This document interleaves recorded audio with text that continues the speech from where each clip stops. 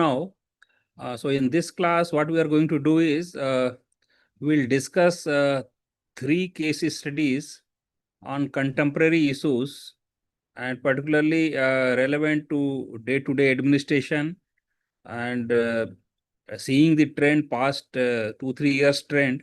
These kind of case studies have become quite common in UPSC GS4 ethics paper. So therefore, in last class also I have taken three case studies, and again today I am taking up another three case studies which may be quite relevant for maybe next exam, next year's exam, and also for practice for various students. So now let us try to understand. Just before I start, I just want to tell these case studies have almost same level of difficulty, and almost number of questions are also, because in actual exam 3 to 4 questions are asked. Length of case studies also is quite relevant, because usually 250 to 350 words case studies are there. Uh, uh, Mostly above 300 words. So quite long case studies, particularly this year's 2025 exam, quite long case studies were there. So accordingly, these case studies have been designed. So now case study number 4, because the first three case studies I discussed in last class. So now we'll discuss fourth, fifth, sixth case studies, that is three case studies today. So basically the topic and theme why I have written is because just to make understand, because in actual exam these things are not written. Because then the comprehension or the preparation of the candidate or the student will be better. So this case study relates with communal process root dispute and administrative discretion. And theme of the case studies are from can say secularism, conflict resolution, rule of law, constitutional values. So all these are broadly theme of this case study. I will just read out the case study, and then we'll try to figure out what can be the answer and how to write the answers of these case studies. So a religious organization seeks permission to hold a large procession through a communally sensitive area coinciding with another community's major event. The route passes a minority religious site. Intelligence warns of clashes based on past incidents. The SP warns of limited force deployment. The local MLA from the majority community pressures you to approve the original route, warning of political fallout. Minority leaders formally object, citing fears of provocation. Social media is rife with inflammatory posts. Fringe groups threaten counter processions. The State Home Department instructs you to maintain peace but gives no clear directive.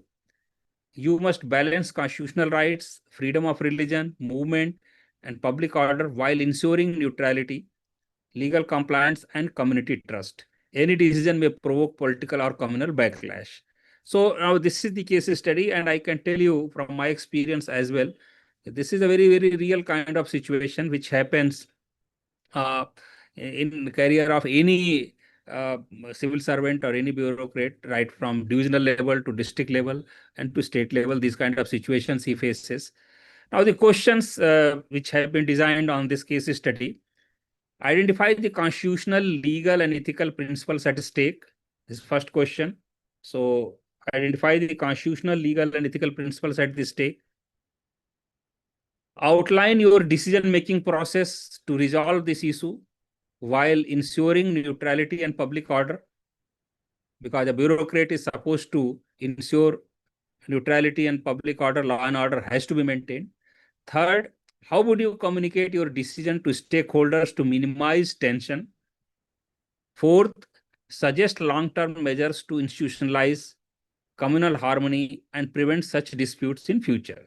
So these are 4 questions basically. Now, as you know, in actual exam, this is a 20 marks question, and it has to be answered in about 250 words. Now, I just want to tell you, because 250 words doesn't mean that all 4 parts will have equal division, because some parts may have 50 words, some 100 words, some 75 words, depending on the nature of the question. You have to frame or you have to incorporate number of words there.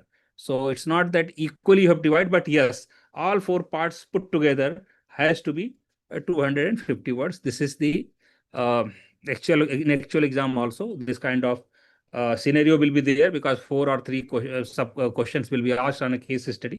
So now let us try to figure out what can be the ideal answer for these 4 questions.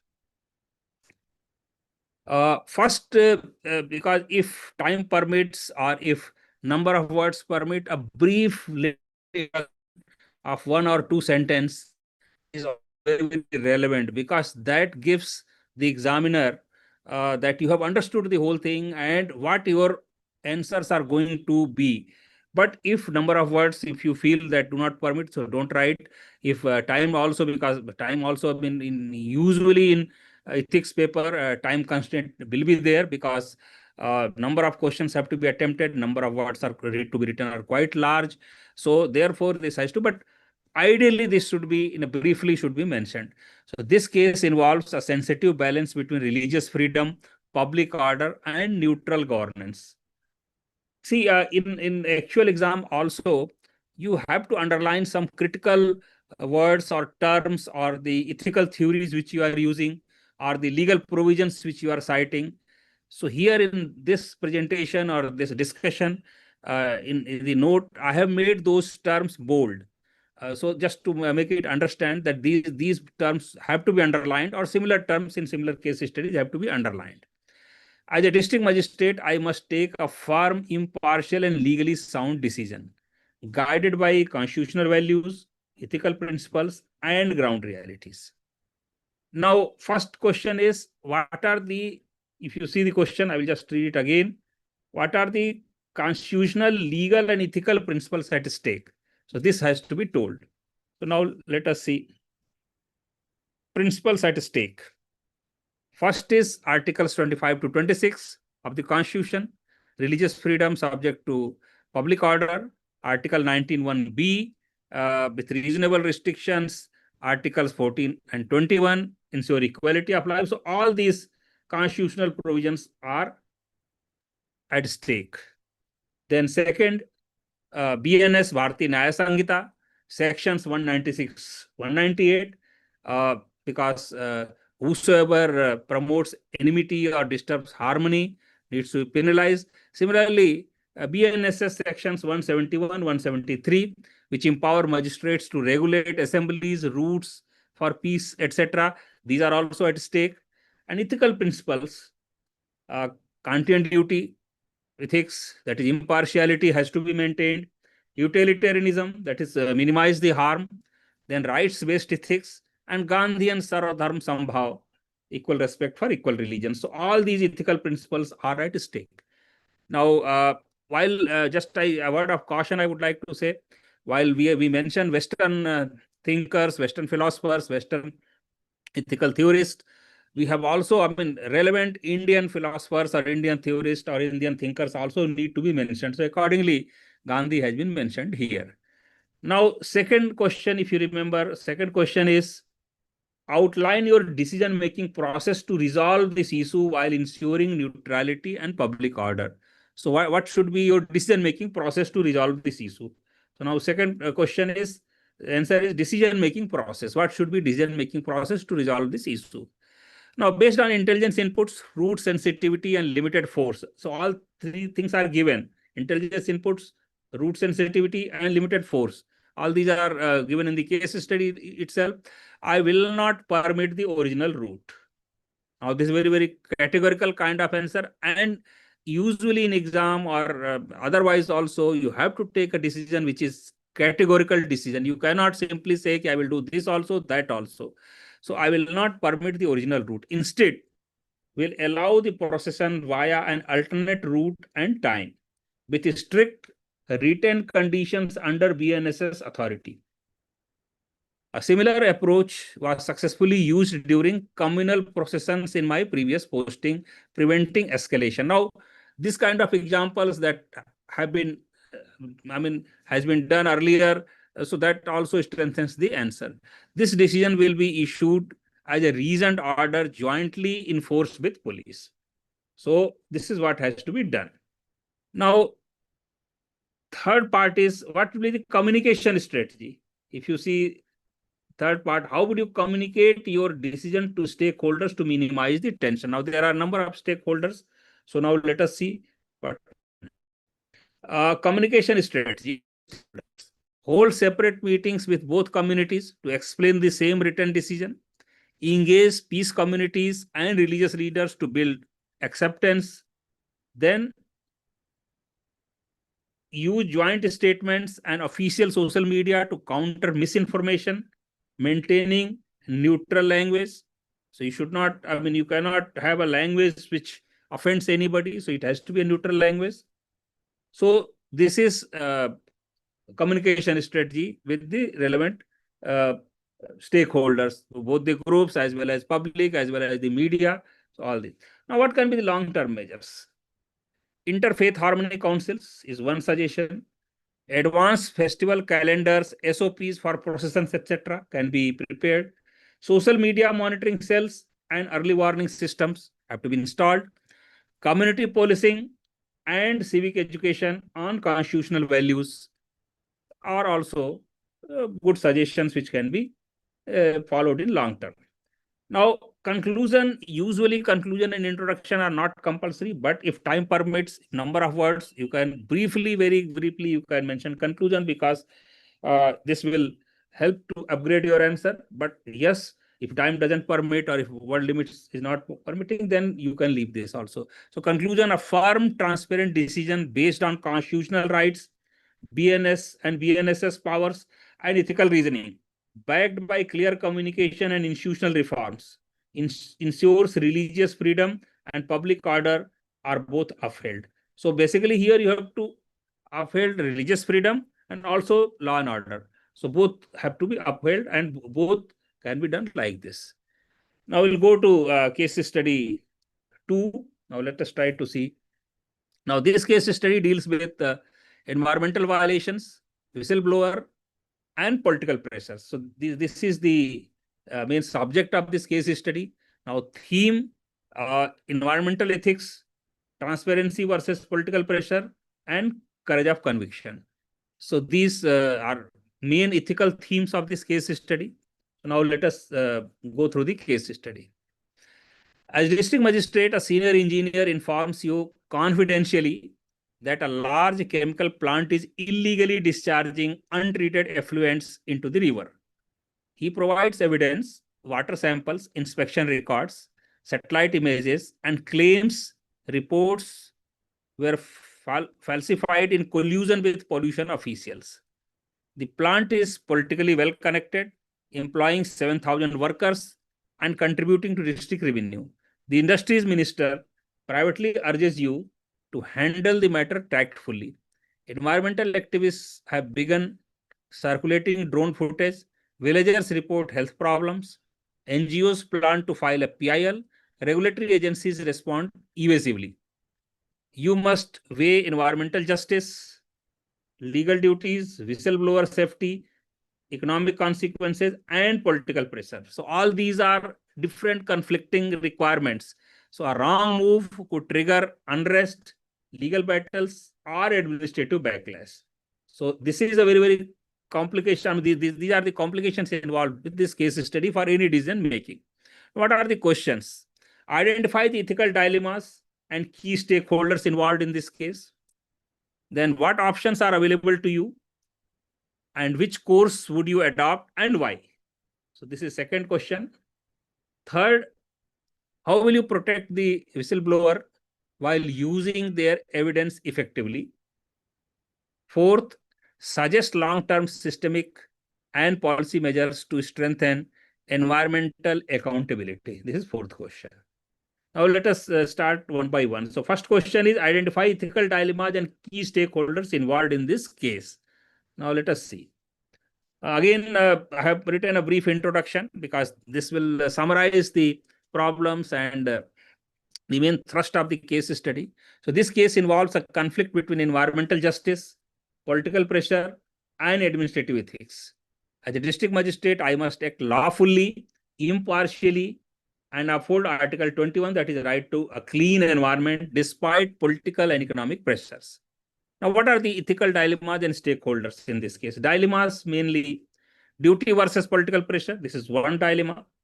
Short-term economic gain versus long-term ecological harm, because short-term gain, because the industry is employing about 7,000 workers and also contributing to district revenue.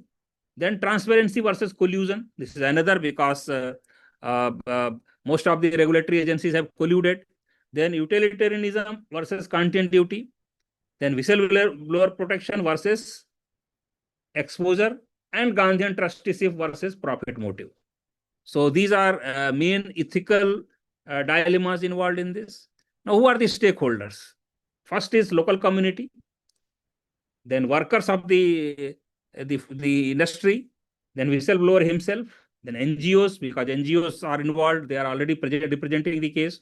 Then regulatory bodies, because pollution control board is there, and other revenue and police machinery will be there. Then political leadership, because minister himself is involved in this. Then judiciary, because PIL is going to be filed, and environment as a whole also is a stakeholder, because intergenerational issues are going to come up. Now, what are the options and course of action? Because this is second question. So, first option is ignore or delay action. Now, definitely, this is a very politically safe, because political fallouts will not be there, but it's unethical, illegal, and also violates Article 21. Second, secretly escalate upward, because send a report to maybe state level or state level agencies. So this shifts the responsibility, because if no instruction come or no action is taken at their level, at least you can say that I have already sent a report and they are not responding.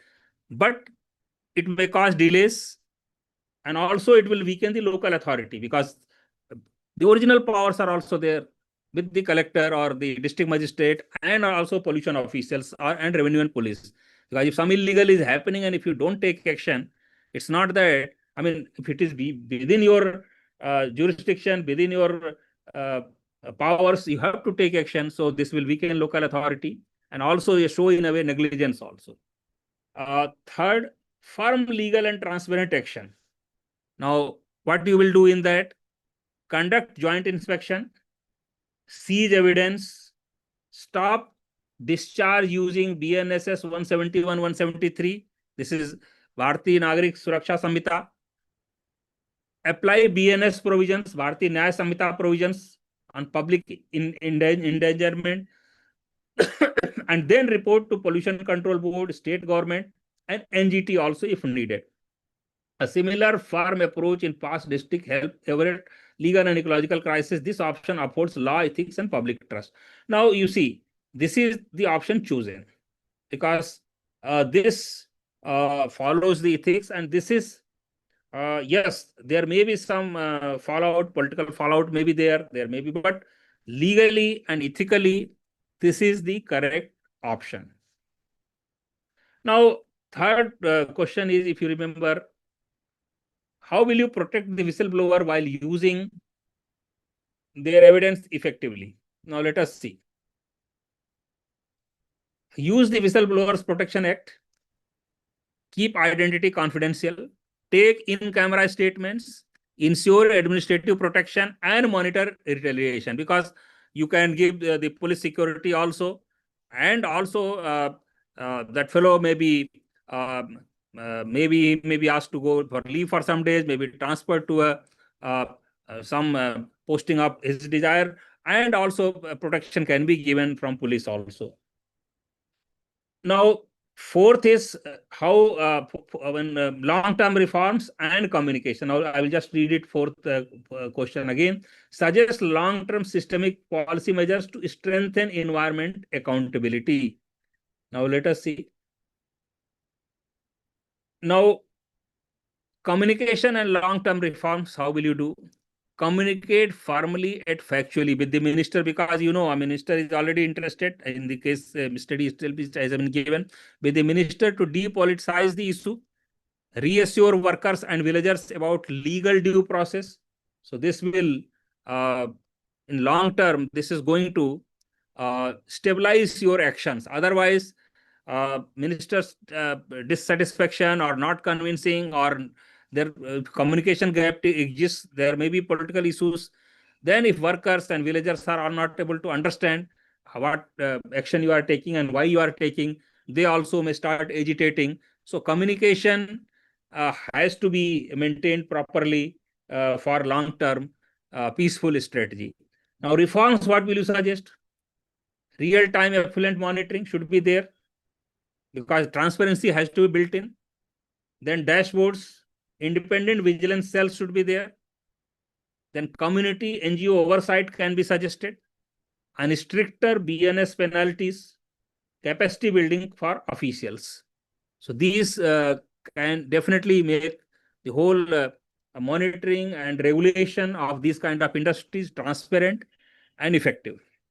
Now, conclusion: by applying continuity, utilitarianism, right-based ethics, and Gandhian trusteeship, and using BNS and BNSS powers, this is very significant. While communicating strategically, a firm, transparent decision can secure environmental justice and also institutional integrity. So this has to be done like this. Now we'll go to next case study. Now this is also very important kind of case study, and this deals with the subject of post-retirement appointments and probity. And the main ethical themes involved in this case study are integrity, conflict of interest, revolving door ethics, and institutional regulation. So all these are involved here. Now I'll just read the case study to make understand. 3 months after retiring as Secretary Renewable Energy, you receive a lucrative offer from a solar power company that benefited from policy relaxations during your tenure. The offer complies with the cooling off period rules. However, media reports question the ethics of your appointment, calling it a revolving door case. Activists demand an inquiry. The company urges quick acceptance to counter negative press. Colleagues say declining may discourage private sector engagement. Juniors worry acceptance could erode public trust. You must balance personal opportunity. So here the complexity is you must balance personal opportunity, legality, public perception, and ethical responsibility. So this is the scenario in which you have to decide. Now, what will be the questions? Identify the ethical issues, conflicts of interest, and key stakeholders.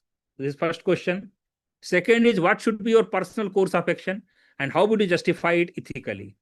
Third is, suggest institutional measures to regulate post-retirement appointments in sensitive sectors to uphold probity and public trust.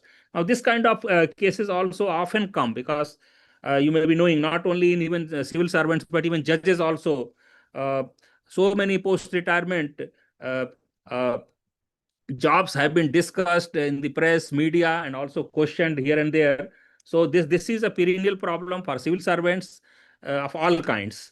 So now let us start with discussing the answer. So first is identify the ethical issues, conflicts of interest, and key stakeholders. Now let us see. Again, the brief introduction. The case raises concerns of integrity, conflict of interest, and public perception. In post-retirement appointments, although legally valid, the officer risks undermining probity and institutional trust, a classic revolving door scenario. Now, what are the ethical issues and conflicts and stakeholders involved in this case? Now, conflicts: regulatory versus private gain, legality versus ethicality, personal benefit versus institutional credibility, perception versus reality. What are the ethical principles involved in this? Continuity ethics is involved because universal test has to be there, and if everybody starts accepting like that, a lot of negativity will be there. Then virtue ethics, integrity, detachment, and moral leadership. Right-based ethics, public trust as a right. Then Gandhian trusteeship, holding office as a moral trust, because bureaucrats should hold the office as a moral trust.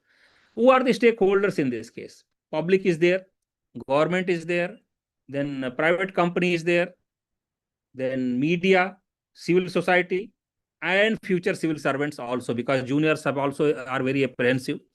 Now, what will be the personal course of action and ethical justification for this? Now, I have written this answer. You may debate, you may discuss, but this is what is the ethically and legally correct answer, because sometimes whatever is legal may not be ethical. And here, perhaps accepting that offer may be legally correct, but not ethically correct. So let us see what can be the best course of action. I would decline the offer. Though legally permissible, acceptance would erode public trust and appear like quid pro quo. Past controversies, for example, regulatory officials joining companies they previously oversaw, show how perception alone damages institutions. So this is very, very important, that you should not only be fair, but you should be perceived to be fair. So, I mean, this is what has been incorporated here. By acting in line with content duty and virtue ethics, and also Gandhian principles, I reinforce impartiality and set an ethical precedent. I would publicly communicate my decision, explaining that maintaining institutional credibility outweighs personal benefit to strengthen public confidence. So this is justification for the decision and the actual decision.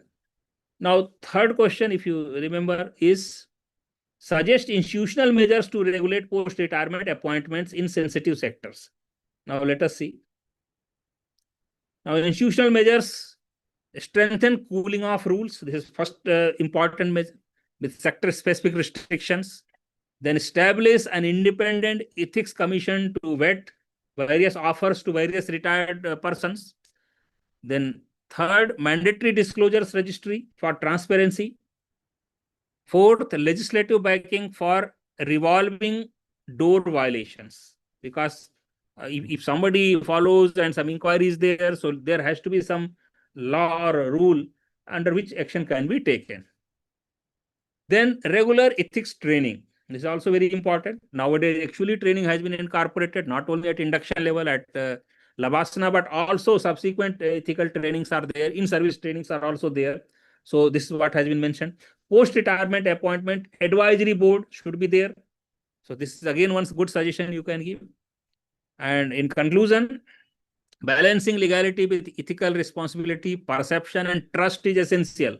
So it's not only legal, but ethical responsibility, perception, and trust is essential. Personal restraint, transparent communication, and robust institutional mechanisms together uphold probity and dignity of public service. Now, this basically completes today's all three case studies. I hope that this discussion and these case studies are quite relevant for your preparation. Thank you for joining. Now, next class, again, we will meet with some other topic, which I will be anyway announcing beforehand. So thank you for joining me today in this class. Thank you.